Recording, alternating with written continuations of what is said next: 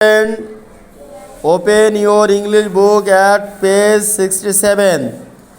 We are read out B. Look, please, look, listen and say. Everybody put your finger on B. Look, listen and say.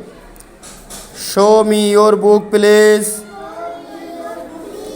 Show me your book, please.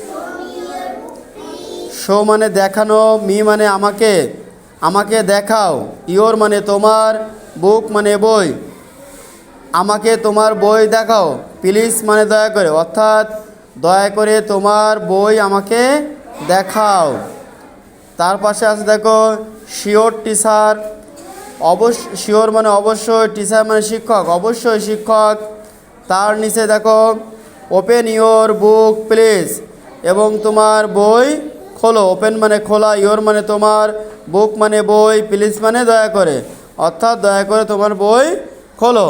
তাহলে এটা সুন্দর করে আমরা এখন পড়বো বারবার, কেমন?